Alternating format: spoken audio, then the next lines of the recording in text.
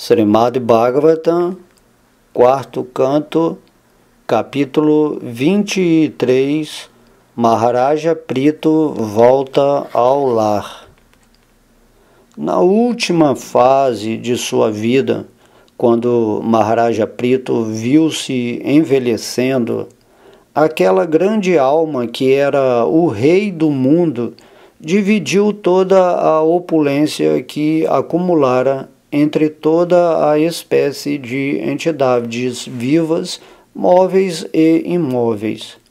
Providenciou pensões para todos de acordo com os princípios religiosos e, após executar as ordens da personalidade de Deus, em completa coordenação com ele, dedicou seus filhos à terra, que era considerada sua filha.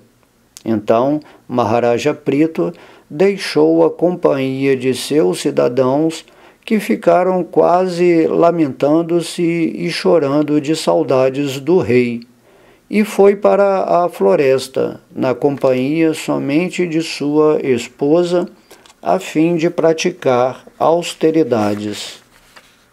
Após retirar-se da vida familiar, Maharaja Prithu seguiu estritamente os regulamentos da vida retirada e submeteu-se a rigorosas austeridades na floresta. Ocupou-se nessas atividades tão seriamente como antes se ocupara em dirigir o governo e conquistar a todos. Na Tapovana, na floresta de austeridade, Maharaja Prithu ora comia talos e raízes de árvores, ora comia frutos e folhas secas e por algumas semanas bebia só água. Finalmente vivia apenas respirando. Seguindo os princípios da vida na floresta e os passos dos grandes sábios e munis, Prithu Maharaja aceitou 5 classes de processos de aquecimento durante o verão. Expôs-se a torrentes de chuva durante a estação das chuvas e no inverno permaneceu com água até o pescoço. Além disso, costumava simplesmente deitar-se no chão para dormir. Maharaja Prithu submeteu-se a todas essas rigorosas austeridades para controlar suas palavras e seus sentidos, para abster-se de ejacular seu sêmen e para controlar o ar vital dentro do corpo. Tudo isto ele fez para a satisfação de Krishna. Ele não tinha outro propósito. Praticando assim rigorosas austeridades, aos poucos Maharaja Prithu tornou-se inabalável na vida espiritual e inteiramente livre de todos os desejos de atividades fruitivas. Praticou também exercícios respiratórios para controlar a mente e os sentidos, e através desse controle libertou-se por completo de todos os desejos de atividades fruitivas. Assim, Maharaja Prithu, o melhor entre os seres humanos, trilhou aquele caminho de avanço espiritual conforme conselho de Sanati Kumara, ou seja, ele adorou a Suprema Personalidade de Deus, Krishna. Maharaja Prithu ocupou-se assim inteiramente em serviço devocional, executando as regras e regulações estritamente de acordo com os princípios 24 horas por dia. Assim, seu amor e devoção pela Suprema Personalidade de Deus, Krishna, desenvolveram-se e tornaram-se fixos e indefectíveis. Executando o serviço devocional de maneira regular, Prithu Maharaj desenvolveu uma mente transcendental e por isso podia pensar com constância nos pés de lótus do Senhor. Por causa disso, ele tornou-se completamente desapegado e alcançou o conhecimento perfeito, através do qual pôde transcender todas as dúvidas. Assim, ele libertou-se das garras do falso ego e do conceito material de vida. Ao livrar-se inteiramente do conceito corpóreo de vida, Maharaja Prithu percebeu o Senhor Krishna sentado no coração de todos como o Paramatma. Sendo assim capaz de receber todas as instruções do Paramatma, abandonou todas as outras práticas de Yoga e Jnana.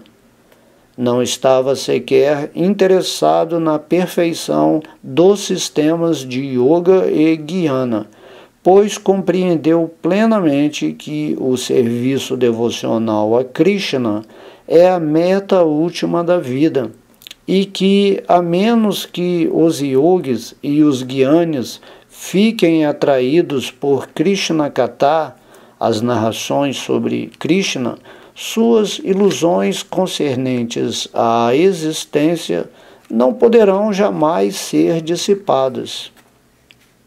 No devido curso do tempo, quando estava prestes a abandonar o corpo, Prithu Maharaja fixou sua mente firmemente nos pés de lótus de Krishna, e assim, inteiramente situado na plataforma Brahma Bhuta, abandonou o corpo material.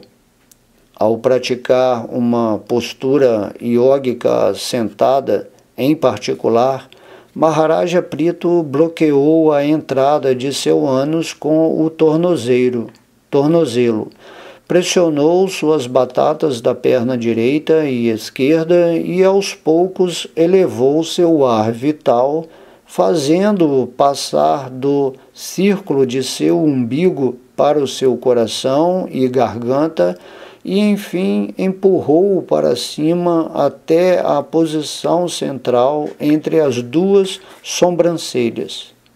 Dessa maneira, Prithu Maharaja gradualmente elevou seu ar vital até o orifício em seu crânio, após o que perdeu todo o desejo de existência material. Pouco a pouco, fundiu seu ar vital na totalidade do ar, seu corpo na totalidade da terra e o fogo dentro de seu corpo na totalidade do fogo. Dessa maneira, conforme as diferentes posições das diversas partes do corpo, Prithu Maharaja fundiu os orifícios de seus sentidos no céu. Os líquidos de seu corpo, tais como sangue e várias secreções, na totalidade da água, e fundiu a terra na água, depois a água no fogo, o fogo no ar, o ar no céu, e assim por diante. Ele amalgamou a mente com os sentidos e os sentidos com os objetos dos sentidos, de acordo com suas respectivas posições, e também amalgamou o ego material com a totalidade da energia material, o Mahatattva. Prithu Maharaja, então, ofereceu a designação total da entidade viva ao controlador supremo da energia ilusória. Libertando-se de todas as designações em cuja armadilha a entidade viva caiu, ele libertou-se através do conhecimento e da renúncia, e mediante a força espiritual de seu serviço devocional. Dessa maneira, situando-se em sua posição constitucional original de consciência de Krishna, ele abandonou este corpo como um Prabhu, ou controlador dos sentidos. A rainha, a esposa de Prithu Maharaja, cujo nome era Arti, seguiu seu esposo à floresta. Como era uma rainha, seu corpo era muito delicado. Embora não merecesse viver na floresta, ela voluntariamente tocou o solo com seus pés de lótus. Embora não estivesse acostumada a essas dificuldades, a rainha Arti acompanhou seu esposo na prática dos princípios regulativos de viver na floresta como os grandes sábios. Ela deitava-se no chão e comia apenas frutas, flores e folhas. E como não estava preparada para tais atividades, ficou fraca e magra.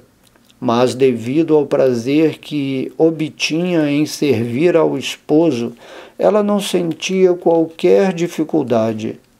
Ao ver que seu esposo, que fora tão misericordioso com ela e com a terra, já não mostrava sintomas de vida, a rainha Arti lamentou-se por bem pouco tempo e depois construiu uma pira de fogo no topo de uma colina e colocou o corpo de seu esposo sobre ela.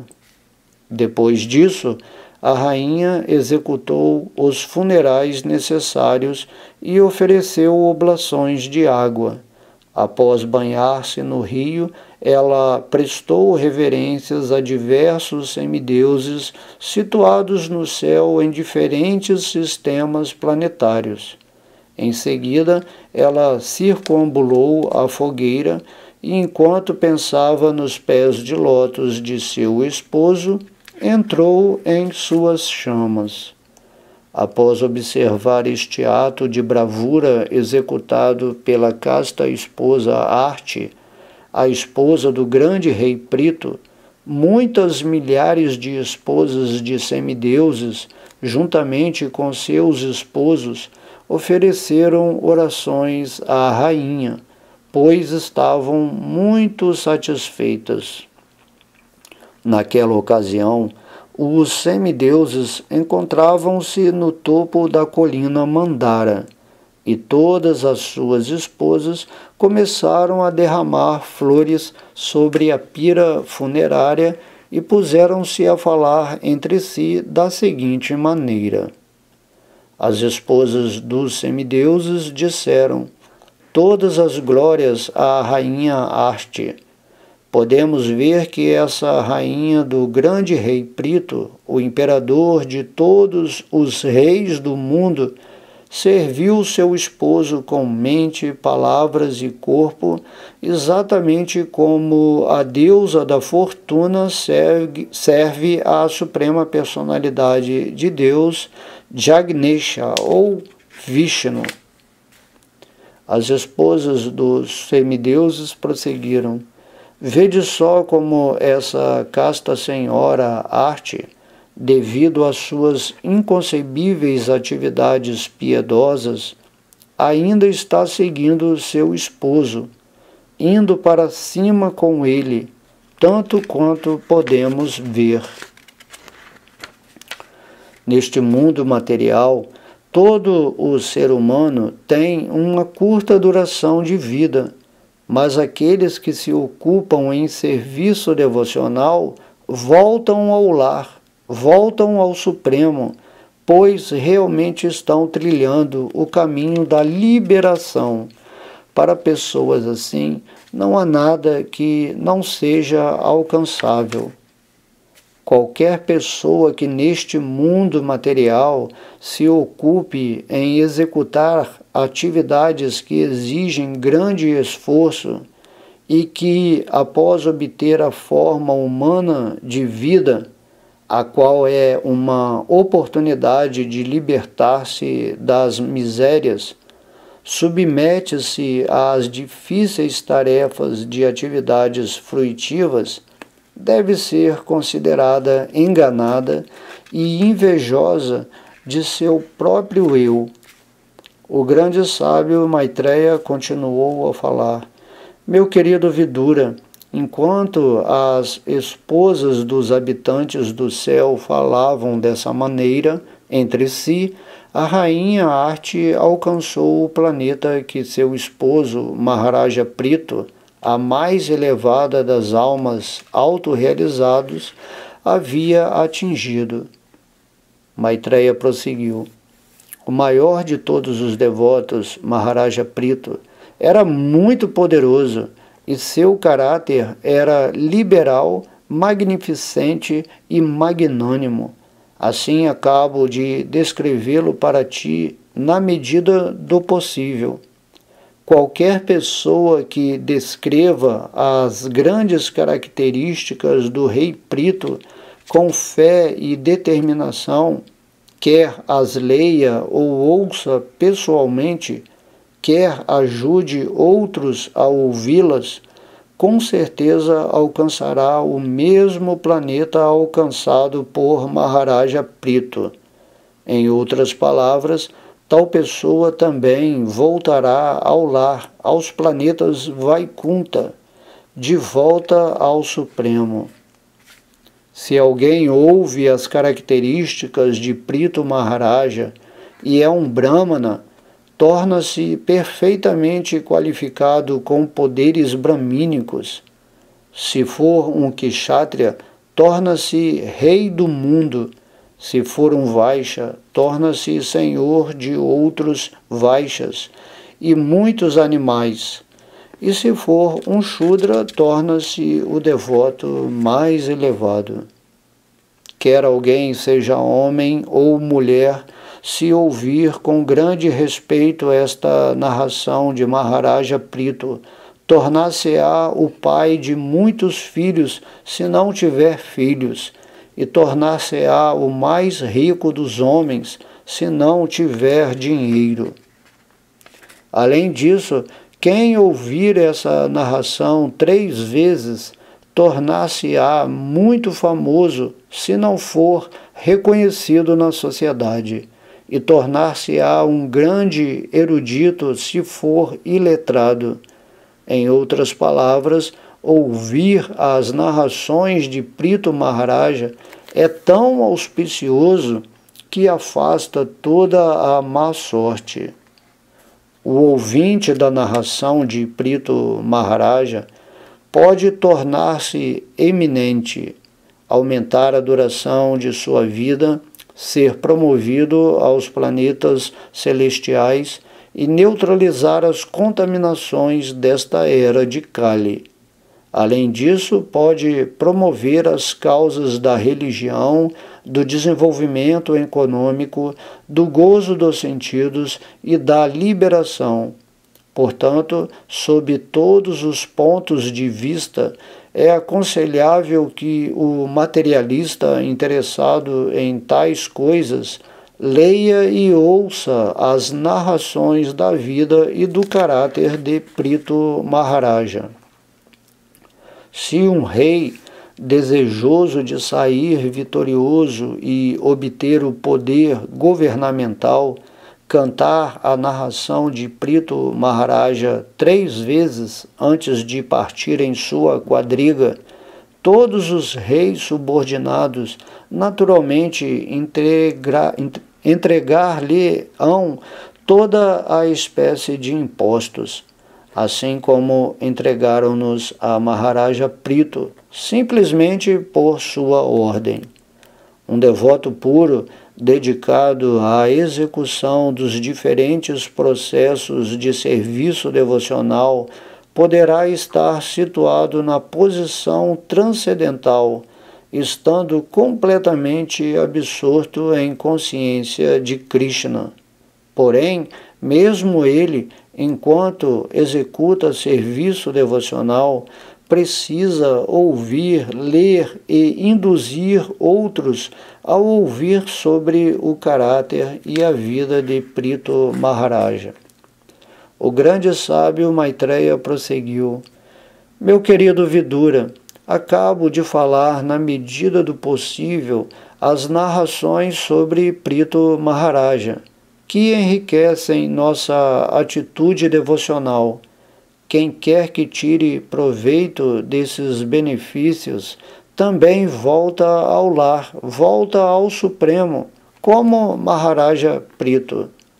Qualquer pessoa que, com grande reverências e adoração, regularmente leia, cante e descreva a história das atividades de Prito Maharaja, com certeza desenvolverá fé inquebrantável e atração pelos pés de lótus do Senhor. Os pés de lótus do Senhor são o barco com o qual se pode cruzar o oceano da ignorância. Neste ponto encerram-se os significados Bhaktivedanta do 4º canto, 23º capítulo do Srimad Bhagavatam, intitulado Maharaja Prito volta ao lar. Srimad Bhagavatam, 4º canto, capítulo 24, entoando a canção cantada pelo Senhor Shiva. O grande sábio Maitreya continuou: Vijitaswa, o filho mais velho de Maharaja Prito, cuja reputação era igual à de seu pai, tornou-se imperador e deu a seus irmãos mais novos diferentes partes do mundo para que governassem, pois ele era muito afetuoso com seus irmãos. Maharaja Vijitaswa ofereceu a parte oriental do mundo a teu irmão Haryaksha, a parte meridional a Drumamarkesha e a parte ocidental a Vrika e a parte setentrional a Dravina. Anteriormente, Maharaja Vijitaswa satisfizera o rei do céu Indra e dele recebera o título de Antardana. O nome de sua esposa era Sikandini e dela gerou 3 bons filhos.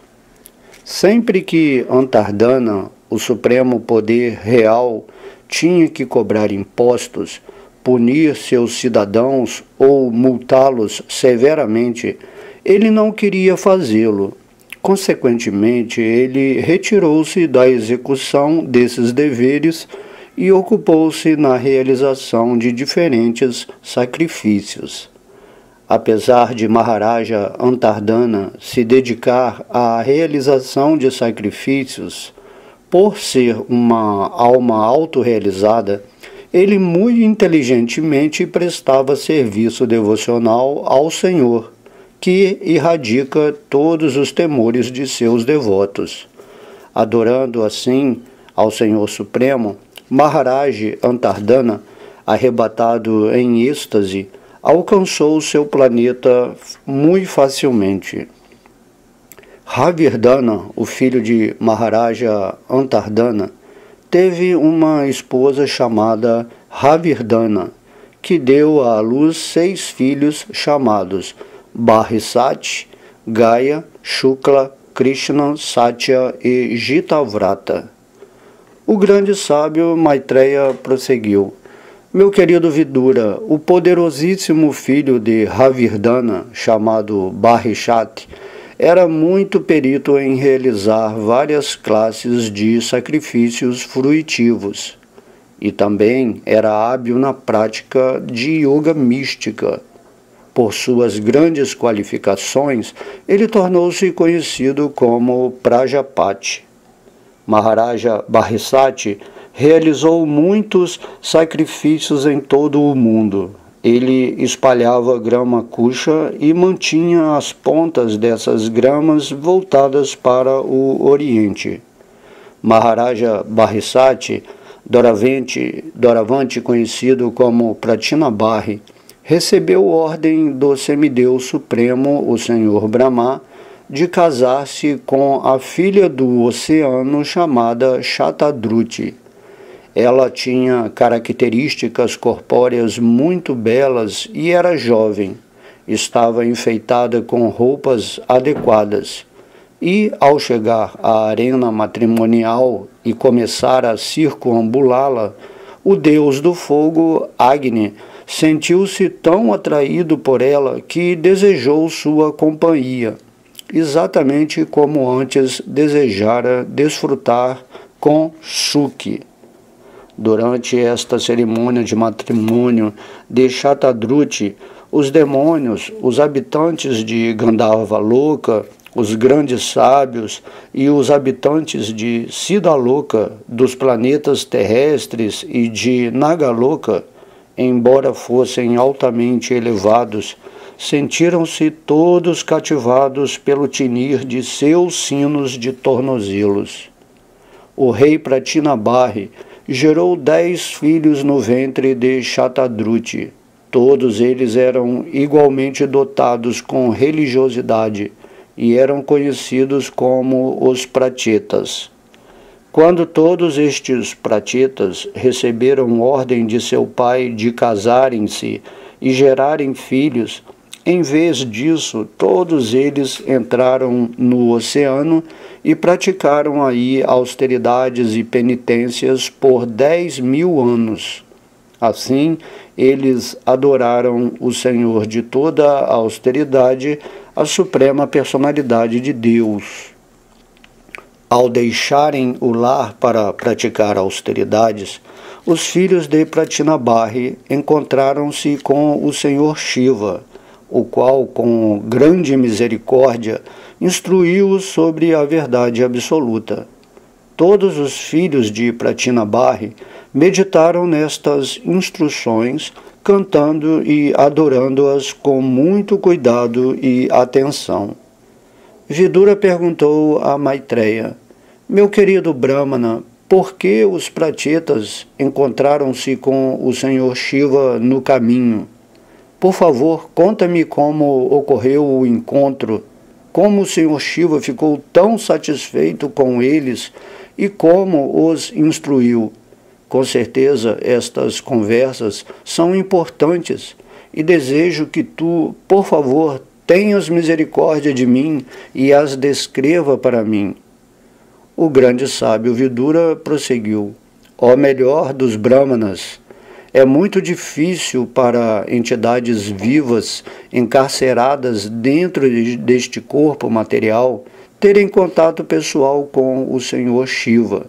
Mesmo grandes sábios que não têm apegos materiais não logram encontrá-lo, apesar de estarem sempre absortos em meditação para poder ter contato pessoal com ele. O Senhor Shiva, o poderosíssimo semideus, secundário apenas ao Senhor Vishnu, é autossuficiente. Apesar de nada ter a desejar no mundo material, para o benefício daqueles que estão no mundo material, ele vive sempre muito atarefado em toda a parte e anda acompanhado por suas perigosas energias, como a deusa Kali e a deusa Durga. O grande sábio Maitreya continuou: meu querido Vidura, devido à sua natureza piedosa, todos os filhos de Pratinabarri levaram muito a sério, de corpo e alma, as palavras de seu pai, e com estas palavras em mente dirigiram-se ao ocidente para cumprir a ordem de seu pai. Enquanto viajavam, os Prachetas depararam com um imenso reservatório d'água que parecia tão grande como o oceano. A água deste lago era tão calma e tranquila que assemelhava-se à mente de uma grande alma, e seus habitantes, os seres aquáticos, pareciam muito pacíficos e felizes por estarem sob a proteção de semelhante reservatório de água. Naquele grande lago havia diferentes classes de flores de lótus. Umas eram azuladas e outras vermelhas. Algumas floriam à noite, outras de dia e outras ainda, como a flor de lótus indivara, à tardinha. combinadas, as flores de lótus enchiam o lago tão plenamente que ele parecia ser uma grande mina dessas flores. Consequentemente, em suas margens havia cisnes e grous, chacravacas, carandavas e outros belos pássaros aquáticos. Havia diversas árvores e trepadeiras em toda a parte do lago. E também havia abelhas doidas zumbindo sobre elas. As árvores pareciam muito alegres devido ao doce zumbido das abelhas, e o açafrão contido nas flores de lótus estava sendo difundido no ar. Tudo isso criava uma atmosfera tal que parecia estar acontecendo um festival ali. Os filhos do rei ficaram bastante espantados ao ouvirem vibrações de vários tambores e tímbales, juntamente com outros harmoniosos sons musicais agradáveis de se ouvir. Os pratitas tiveram a boa fortuna de ver o Senhor Shiva, o principal dos semideuses, emergindo da água juntamente com seus associados. O brilho de seu corpo era como o ouro derretido. Seu pescoço era azulado e ele tinha 3 olhos que olhavam muito misericordiosamente para seus devotos. Vinha acompanhado por muitos músicos que o glorificavam. Assim que os pratitas viram o Senhor Shiva, imediatamente prestaram suas reverências com grande espanto e caíram a seus pés de lótus. O Senhor Shiva ficou muito satisfeito com os pratitas, porque geralmente o Senhor Shiva é o protetor das pessoas piedosas e das pessoas de comportamento cavalheiresco. Estando muito satisfeito com os príncipes, ele começou a falar da seguinte maneira. O Senhor Shiva disse: Todos vós sois filhos do rei Pratinabarri. Desejo-vos, pois, toda a boa fortuna. Sei também o que estáis prestes a fazer, e por isso tornei-me visível para vós, simplesmente para mostrar-vos minha misericórdia. O Senhor Shiva prosseguiu: Quem quer que seja rendido à suprema personalidade de Deus, Krishna, o controlador de tudo, da natureza material, bem como da entidade viva, realmente me é muito querido. Alguém que executa seu dever ocupacional adequadamente por 100 nascimentos, torna-se qualificado para ocupar o posto de Brahma. E se ele se qualifica ainda mais, pode aproximar-se do Senhor Shiva. Uma pessoa que é diretamente rendida ao Senhor Krishna ou Vishnu em serviço devocional imaculado é promovida de imediato aos planetas espirituais. O Senhor Shiva e outros semideuses alcançam esses planetas após a destruição deste mundo material. Como todos vós sois devotos do Senhor, eu posso entender que sois tão respeitáveis como a própria personalidade de Deus. Dessa maneira, sei que os devotos também me respeitam e que sou-lhes muito querido. Assim, ninguém pode ser tão querido pelos devotos quanto eu. Agora, cantarei um mantra que, além de ser transcendental, puro e auspicioso, é a melhor oração para quem quer que aspire a alcançar a meta última da vida. Quando eu cantar este mantra, por favor, ouve-o cuidadosa e atentamente. O grande sábio Maitreya prosseguiu: Por sua imotivada misericórdia, a elevada personalidade, o Senhor Shiva, um grande devoto do Senhor Narayana, continuou a falar aos filhos do rei que estavam em pé com as mãos postas. O Senhor Shiva dirigiu-se à Suprema Personalidade de Deus com a seguinte oração: Ó Suprema Personalidade de Deus, todas as glórias a vós. Vós sois a mais elevada de todas as almas autorrealizadas. Uma vez que sois sempre auspicioso para os autorrealizados, desejo que sejais auspicioso para mim. Sois adorável em virtude das instruções sumamente perfeitas que transmites. Vós sois a superalma, portanto presto minhas reverências a vós, como o Ser Vivo Supremo. Meu Senhor, vós sois a origem da criação, em virtude da flor de lótus que brota de vosso umbigo. Sois o controlador supremo dos sentidos e dos objetos dos sentidos. E também sois o Vasudeva onipenetrante. Sois muito pacífico, e devido à vossa existência auto-iluminada, as 6 classes de transformações não vos perturbam. Meu querido Senhor, vós sois a origem dos ingredientes materiais sutis, o Senhor de toda a integração, bem como o Senhor de toda a desintegração.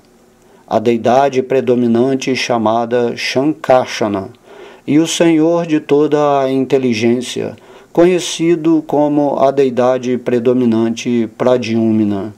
Portanto, ofereço-vos minhas respeitosas reverências. Meu Senhor, como a suprema deidade diretora, conhecida como Aniruddha, sois o Senhor dos sentidos e da mente. Portanto, ofereço-vos repetidamente minhas reverências. Sois conhecido como Ananta e como Sankarsana, devido à vossa capacidade de destruir toda a criação com o fogo abrasador de vossa boca. Meu Senhor, ó Aniruddha, vós sois a autoridade através da qual abrem-se as portas dos sistemas planetários superiores e as portas da liberação. Estais sempre dentro do coração puro da entidade viva. Portanto, presto-vos minhas reverências. Vós possuis sêmen que é como o ouro, e assim, sob a forma do fogo, auxiliais os sacrifícios védicos, que começam com Chaturhotra. Portanto, presto-vos minhas reverências. Meu Senhor, vós sois o provedor dos Pitrilokas, bem como de todos os semideuses. Sois a deidade predominante da lua e o mestre de todos os 3 Vedas. Presto-vos minhas respeitosas reverências, porque sois a fonte original de satisfação para todas as entidades vivas. Meu querido Senhor, sois a gigantesca forma universal que contém todos os corpos individuais das entidades vivas. Sois o mantenedor dos 3 mundos, de modo que mantendes a mente, os sentidos, o corpo e o ar vital dentro deles. Portanto, presto-vos minhas respeitosas reverências. Meu querido Senhor, expandindo vossas vibrações transcendentais, revelais o verdadeiro significado de tudo. Sois o céu onipenetrante, interna e externamente, e sois a meta última das atividades piedosas, executadas tanto neste mundo material quanto fora dele. Portanto, presto-vos repetidamente minhas respeitosas reverências. Meu querido Senhor, vós sois o maior de todos os outorgadores de bênçãos, o mais velho e o supremo desfrutador entre todos os desfrutadores. Sois o mestre da filosofia metafísica de todos os mundos, pois sois a causa suprema de todas as causas, o Senhor Krishna. Vós sois o maior de todos os princípios religiosos, a mente suprema, e tendes um cérebro que nunca é afetada por nenhuma condição. Portanto, presto-vos repetidamente minhas reverências. Meu querido Senhor, vós sois o controlador supremo do trabalhador, das atividades dos sentidos e dos resultados das atividades dos sentidos, karma. Portanto, sois o controlador do corpo, da mente e dos sentidos. Também sois o controlador supremo do egotismo, conhecido como Rudra. Sois a fonte do conhecimento e das atividades prescritas nos Vedas. Meu querido Senhor, desejo ver-vos exatamente sob a forma que vossos queridos devotos adoram. Vós tendes muitas outras formas, mas desejo ver a vossa forma, que é especialmente apreciada pelos devotos. Por favor, tende misericórdia de mim e mostrai-me esta forma, pois somente esta forma, adorada pelos devotos, pode satisfazer perfeitamente todas as exigências dos sentidos. A beleza do Senhor parece com aquela de uma nuvem negra durante a estação das chuvas. Assim como a chuva cintila, suas feições corpóreas também cintilam. Na verdade, ele é o somatório de toda a beleza.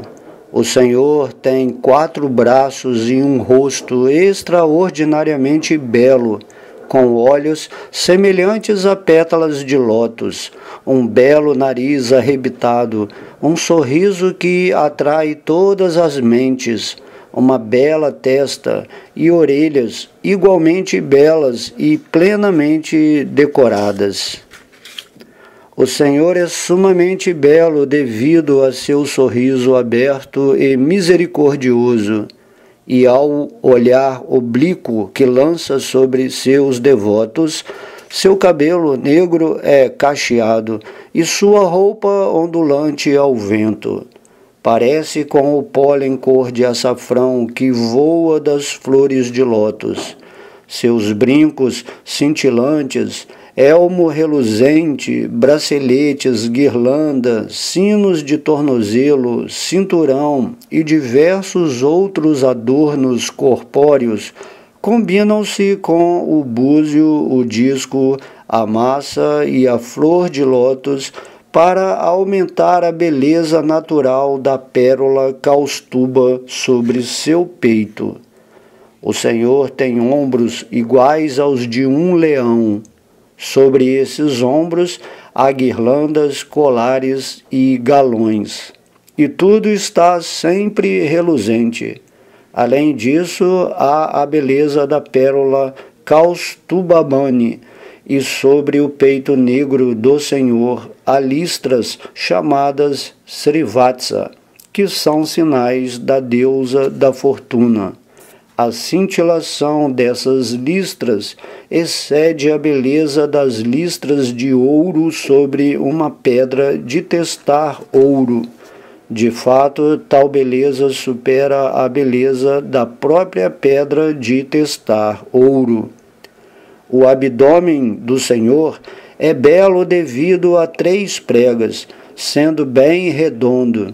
Seu abdômen assemelha-se a uma folha de figueira de Bengala. Quando ele expira e inspira, o movimento das pregas parece belíssimo. Tal é a profundidade dos anéis dentro do umbigo do Senhor, que parece que todo o universo surgiu dele e novamente deseja voltar a ele. A parte abaixo da cintura do Senhor é negra e está coberta com roupas amarelas e um cinturão enfeitado com bordados dourados. Seus pés de lótus simétricos e as barrigas, coxas e juntas de suas pernas são extraordinariamente belos. De fato, todo o corpo do Senhor é muito formoso. Meu querido Senhor, vossos 2 pés de lótus são tão belos que parecem com 2 pétalas desabrochadas da flor de lótus que cresce durante o outono. Na verdade, as unhas de vossos pés de lótus emitem uma refulgência tão grande que dissipam de imediato toda a escuridão no coração de uma alma condicionada. Meu querido Senhor, por favor, mostrai-me esta vossa forma, que sempre dissipa toda a espécie de escuridão no coração do devoto.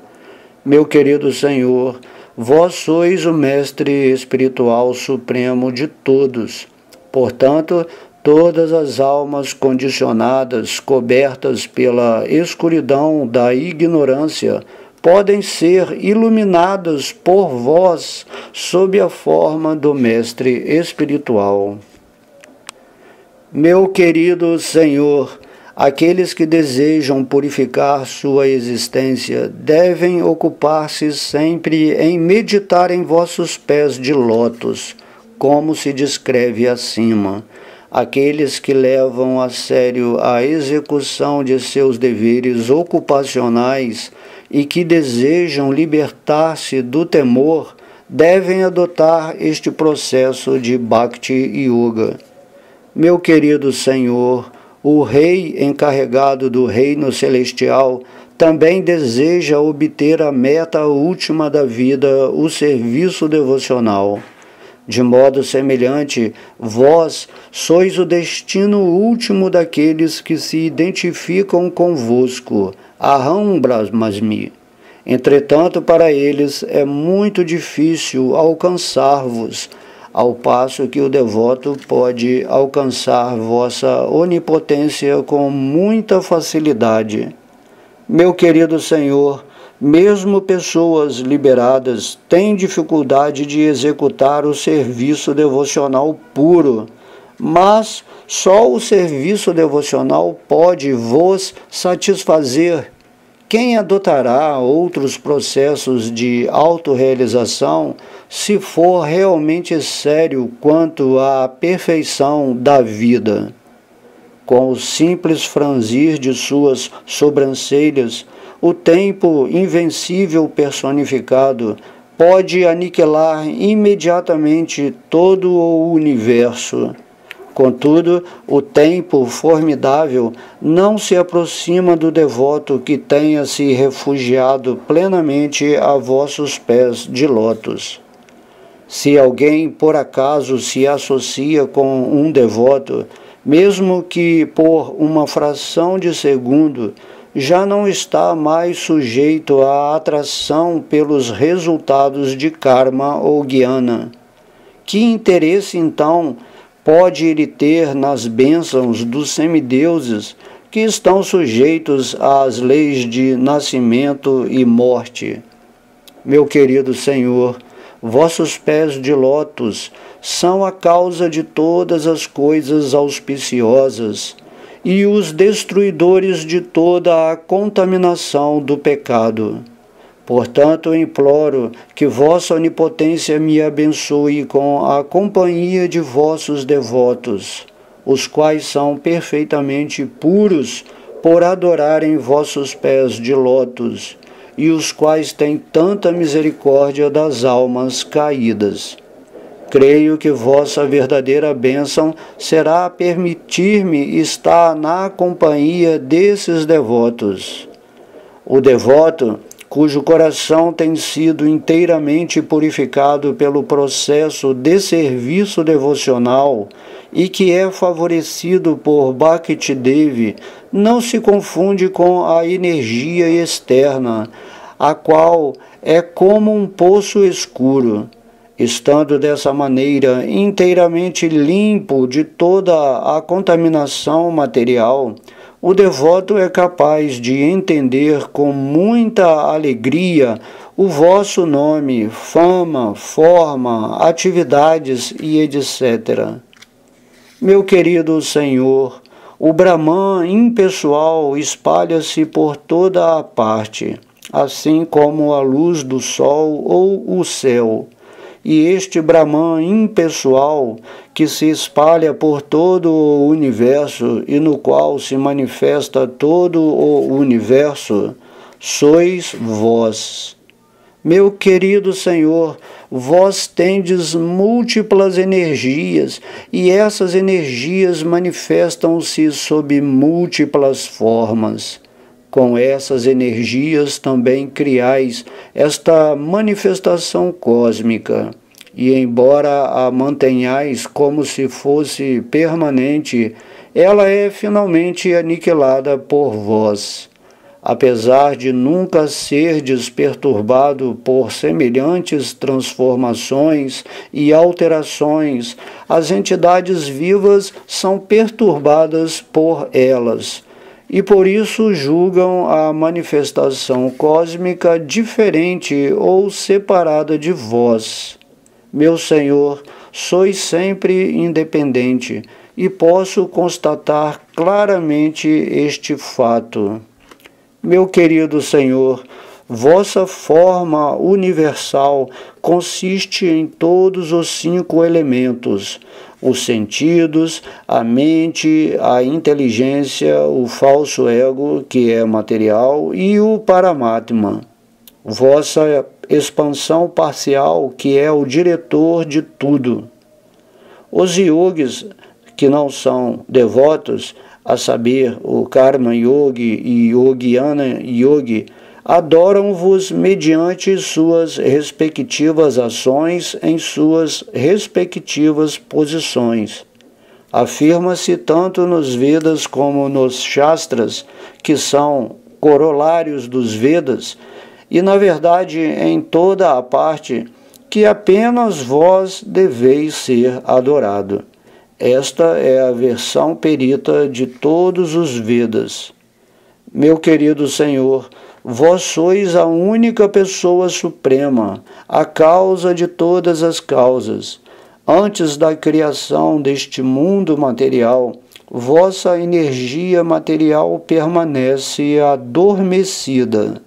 Quando vossa energia material é agitada, as 3 qualidades, a saber, bondade, paixão e ignorância, atuam e, consequentemente, manifesta-se a totalidade da energia material, ego, éter, ar, fogo, água e terra, e todos os diversos semideuses e pessoas santas. Assim é criado o mundo material. Meu querido Senhor, após criardes tudo mediante vossas próprias potências, entrais na criação sob 4 espécies de formas. Estando dentro dos corações das entidades vivas, vós as conheceis e sabeis como elas estão desfrutando de seus sentidos. A dita felicidade desta criação material é exatamente como as abelhas desfrutando do mel depois de ele ter sido armazenado na colmeia. Meu querido Senhor, vossa autoridade absoluta não pode ser experimentada diretamente, mas presenciando as atividades do mundo, pode-se adivinhar que tudo vai sendo destruído com o transcorrer do tempo. A força do tempo é muito poderosa e tudo está sendo destruído por alguma outra coisa, assim como um animal está sendo comido por outro animal. O tempo espalha tudo, exatamente como o vento espalha as nuvens do céu. Meu querido Senhor, Todas as entidades vivas neste mundo material andam loucas a planejar coisas e vivem atarefadas com desejo de fazer isto ou aquilo. Isto se deve à cobiça incontrolável. A cobiça por gozo material sempre existe na entidade viva, mas vossa onipotência está sempre alerta, e em tempo oportuno vós a golpeais, assim como uma serpente captura um rato e o engole com muita facilidade. Meu querido Senhor, qualquer pessoa erudita sabe que, a não ser que vos adore, toda a sua vida será desperdiçada. Sabendo disso, como poderia ela deixar de adorar vossos pés de lótus?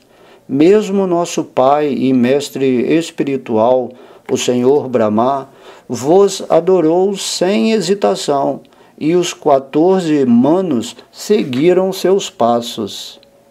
Meu querido Senhor, todas as pessoas realmente eruditas conhecem-vos como o Brahman Supremo e a Superalma. Embora todo o universo tema o Senhor Rudra, que em última análise aniquila tudo, para os devotos eruditos, vós sois o intrépido destino de todos. Meus queridos filhos do Rei, simplesmente cumpre vosso dever ocupacional como reis, com o coração puro. Cantai esta oração, fixando vossa mente nos pés de lótus do Senhor. Isto vos trará toda a boa fortuna, pois o Senhor ficará muito satisfeito convosco. Portanto, os filhos do Rei, a suprema personalidade de Deus, Hari, que está situado no coração de todos, ele também se encontra dentro de vossos corações. Portanto, cantai as glórias do Senhor e sempre meditai continuamente nele.